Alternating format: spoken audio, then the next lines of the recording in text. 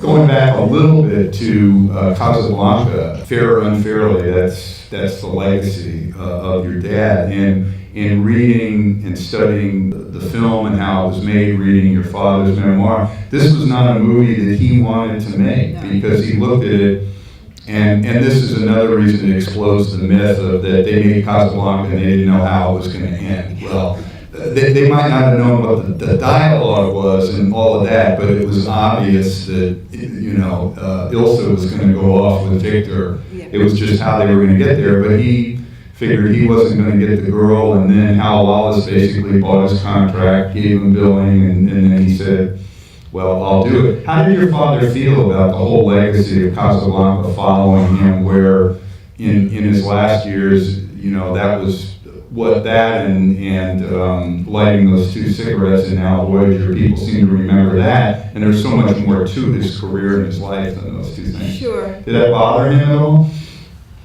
For the people making Casablanca, it was just a job. Yeah. I mean, they were showing up, saying their lines, arguing, fighting, doing whatever they do on the set.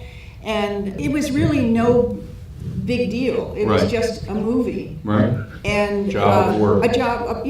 A work. He literally walked off the set of Now Voyager and across the street into the other soundstage and started working on Casablanca. I mean, it was like right there, one right directly after the other. Mm-hmm. And there are conversations that I know of that were discussed at later times.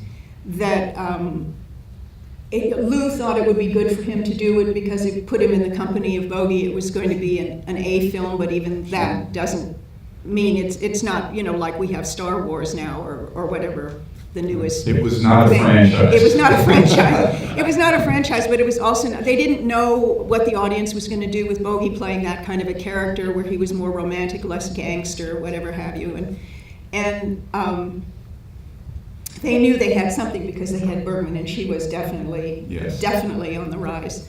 So for him, when he first got the original, the first script that they had, which was actually a script that had a beginning and an end, and he just went, I can't play this.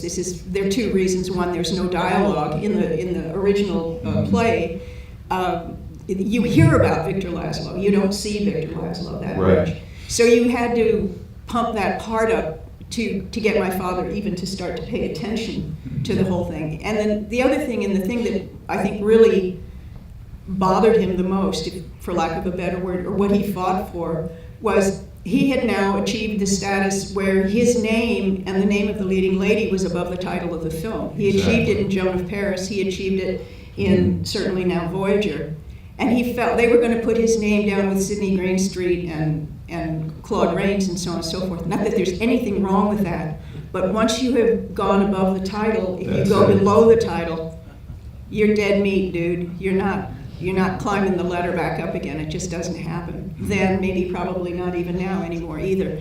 So he fought pretty hard with Lou, and then Lou in turn fought for him to make sure that his name was above the title. Right. So, with and yes, Bergman with Bergman and Bogart. Right. So all the original posters, all the original cards, all the original lobby cards, etc., they have that. After the 70s, and certainly after the 91 release, his name is below the title because that original contract had expired. Yeah, that's showbiz. Yeah.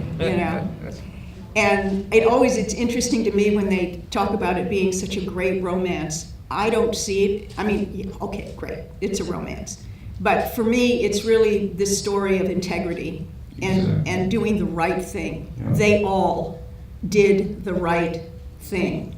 Mm-hmm. And I think that's part of why that film survives as a classic. Mm-hmm. And because everything in there is something for everybody to relate to.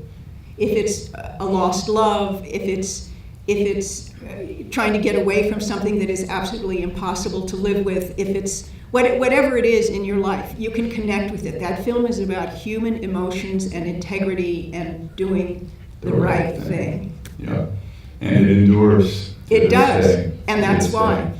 Exactly. It's not about, action and gunfights and car chases. It's about human beings talking to each other about their innermost feelings and their innermost concerns and how are we going to make it through this day. Your dad, you couldn't describe him as anyone that went Hollywood, but he did have some friends, and particularly he got close to Bette Davis. Oh, yeah. Could you tell us a little bit about the friendship between your dad and Bette Davis? Sure. Of course, you were friends with Bette Davis. In fact, you were in a movie with Bette Davis, Dead Ringer. What are they doing here? Yeah, I don't know. What are you Tell doing? us about Bette. Betty was absolutely sensational. Mm-hmm. If she was your friend, she was your best friend. She was just an amazing human being, totally committed and passionate about life and her work. And one of the reasons why they got along so well, and I think the original reason they got along so well, was because they were both consummate professionals. When you were working, work came first.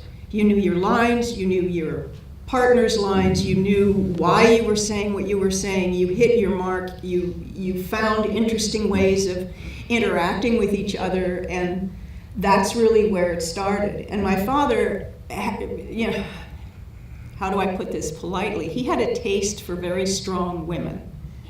My mother, Betty, Ida Lupino, who was also a good friend, Hedy Lamarr, who was mad as a hatter and a genius. But they're very strong personality. Oh, and Kate Hepburn, let me not leave her out. But these were very strong personalities, and he enjoyed that. He enjoyed the challenge and the sparring and the sense of humor and the intellect and so on and so forth. So Betty had all of those things. She was the queen of all of those things. Right. And my biggest memories with her, as in from childhood, are that we never celebrated Thanksgiving. My parents being Austrian, it wasn't in their DNA at all. Right. And No pilgrims in Austria. Yeah. The concept of a turkey in our house, I can't even, he would never. And he was a foodie. Yeah, your father had some very specific ideas about food. Yes. That was interesting. And turkey was not on the menu, ever. So Thanksgiving, when Betty was on the West Coast, was always at Betty's. And when we arrived, and I remember that from when I was quite young, she would come to the door and the scotch and the cigarette in one hand and the other arm loose so that she could grab you. And of course she was like, 5'4", and my father was over 6'3". And so it was kind of an interesting collision. And then my mother, and then, whatever. And then she would say, yes, children go to the swimming pool and grown-ups go to the bar, and I'm going back to the kitchen and supervising, blah, blah, blah. And I've been in the kitchen all day working and cleaning and cooking, and of course. But actually she was a very good cook, so I shouldn't go again. But she was always, it was like in jeans and a chambray shirt and a do-rag around her head. She portrayed the role of that person who was in the kitchen. And just to make sure that we keep the theme of Hollywood alive, the caterer who did do the cooking, her name was Helen Hayes. Really. She came to work for us too. She was fabulous. Great cook. But Betty was a friend like a friend. What is a friend? It's the person you call and you say, oh my God, my children are going through chaos. Yeah. They were tight. And I shouldn't say just Betty and my father. It was Betty, my mother, and my father. All the three of them together. And sometimes my parents would team up against her. Sometimes it was my mother and Betty teaming up against him. Yeah, and lots of cigarette smoke. Oh God. There were days I didn't want to walk into the living room when the three of them were in there. No. Oh, your mom and dad did smoke. They did smoke. They didn't smoke like he smoked in this. No. He was rivaling Robert Mitchum out of the past. Smoked cigarettes in a 90-minute movie or whatever it was. Definitely.